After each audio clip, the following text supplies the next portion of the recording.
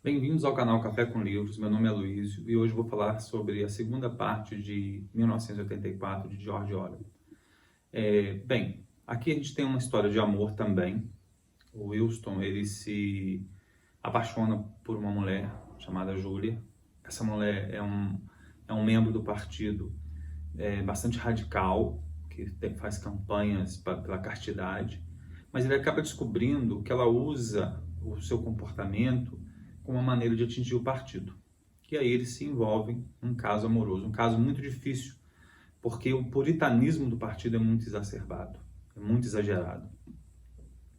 Eles têm que usar uma estratégia bastante complicada para conversar, para se encontrar, enfim, para se envolver. Ele é um cara muito introspectivo, muito observador, muito reflexivo. Ele, de certa maneira, aqui é um intelectual. E ele adquire um caderno. Ele vai numa lojinha, tem um subúrbio bastante distante, que ele acredita que tenha menos controle, embora seja muito perigoso para um membro do partido ser encontrado por uma patrulha nesse subúrbio, mas ele acaba indo em direção a esse subúrbio, vai a uma lojinha de antiguidades, onde tem poucas coisas úteis, mas ele compra um caderno. E só o fato dele ter um caderno já é um crime que significa a morte para ele. Então ele sabe que independente do que ele escreva nesse diário, ele já está condenado, caso ele seja pego. E ele acredita piamente que ele vai ser pego. Porque os pais deles foram desaparecidos pelo regime. E ele conhece, assim, ao longo, como ele já é um cara de uma certa idade, ele já viu várias pessoas desaparecerem. Então ele sabe que é questão de cedo ou tarde que isso venha acontecer com ele. Ele sabe que as pessoas que têm um mínimo de personalidade, uma característica um pouquinho diferente, essas pessoas acabam desaparecendo. E aí, aqui aparecem mais algumas personagens, no caso o Persson e o Simon. O Persson, para ele, é o tipo de pessoa que jamais vai ter problemas com o regime. Porque é aquele cara tapado, aquele cara obtuso, acredita em tudo que o regime fala, que o regime fala que pau é pedra num dia e no outro dia desmente isso, ele canta as glórias disso. Sabe, aquele tipo de pessoa que engole chavões, repete chavões, slogans, que não lê um livro. Não estou dizendo que o problema seja ler um livro, mas que se propõe a ser um entendido do assunto, mas que jamais lê, que acredita em todas as baboseiras que o regime fala. Ele acredita piamente nisso, ele não questiona, ele não elabora isso. Então, pro Wilson Smith, esse é o tipo de pessoa que jamais terá problemas com o regime. Inclusive aquela pessoa bastante tacanha, bastante desagradável até para ele. Já o Simon é um cara envolvido na elaboração da nova fala. E ele é um cara muito inteligente. Então o Wilson pensa, olha, esse cara vai acabar sendo consumido pelo regime, porque ele é muito inteligente. Mesmo que ele seja um fanático adepto do regime, ele elabora demais a situação. Então o regime não quer esse tipo de pessoa, ele quer aquele seguidor fiel, cego, tapadão. Né? Então eles têm um encontro num refeitório, são refeitórios públicos, bastante apinhados de gente, e lá eles estão conversando e o Smith reflete sobre isso, reflete sobre essa situação, e o Simon fala para ele do que é a nova fala. E aí é uma criação do Orwell aqui, da obra, o que seria essa nova fala. É um conceito importante para entender essa obra. A nova fala, ela está cortando palavras, ela está diminuindo o número de palavras. Ele diz o seguinte, inclusive, para o Wilson, esse Simon, olha, para que ter um monte de sinônimos? Você pode ter uma palavra para representar uma coisa e é o que basta. Você não precisa de um monte de sinônimos. Você não precisa de um monte de palavras para se referir a uma coisa só.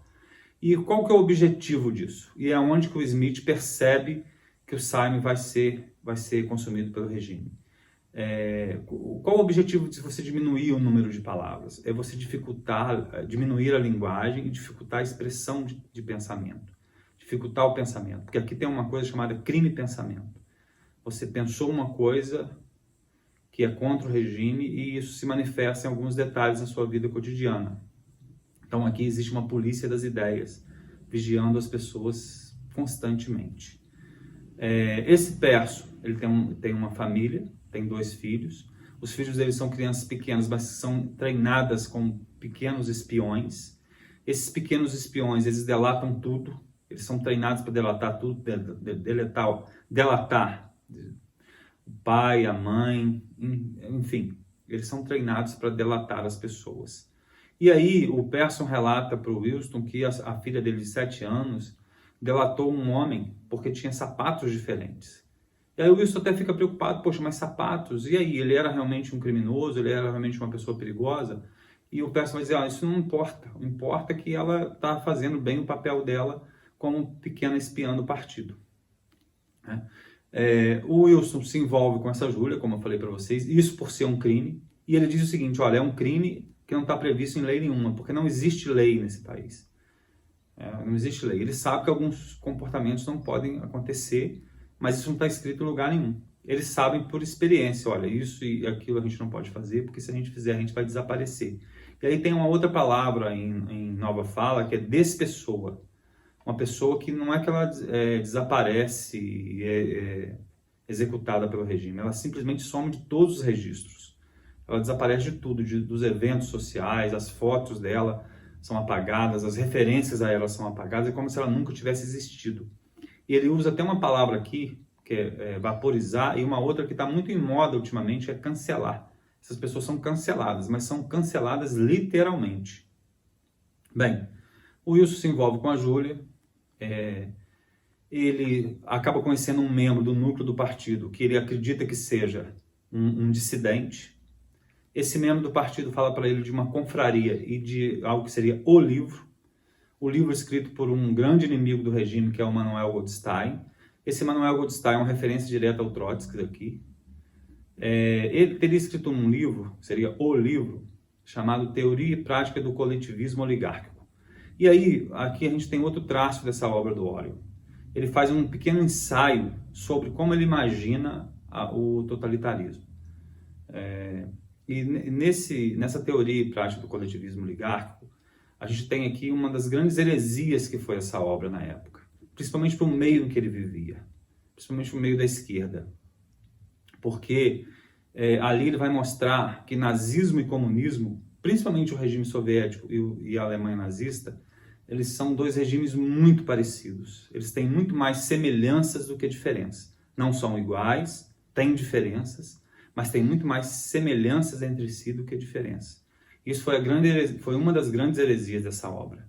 E aí ele vai elencar a adoração por um líder quase semidivino, infalível, que é um grande líder, um líder com títulos militares, um líder que tem uma conexão com as massas, sem nenhum tipo de intermediação, é um líder que se dirige diretamente às massas.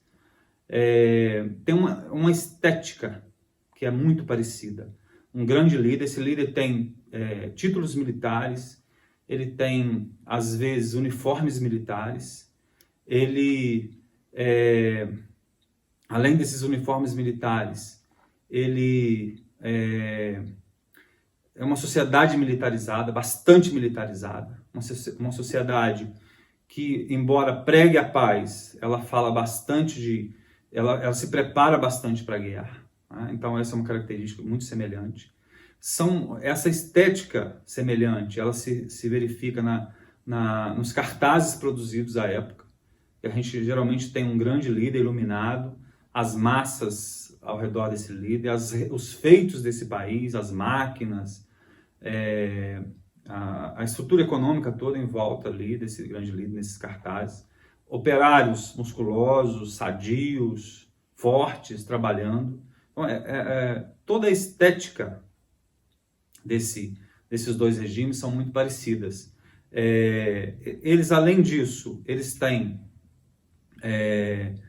toda uma estrutura em que está voltada assim, para uma planificação da economia, uma economia bastante planificada, alguma mais, outra menos, mas bastante planificada.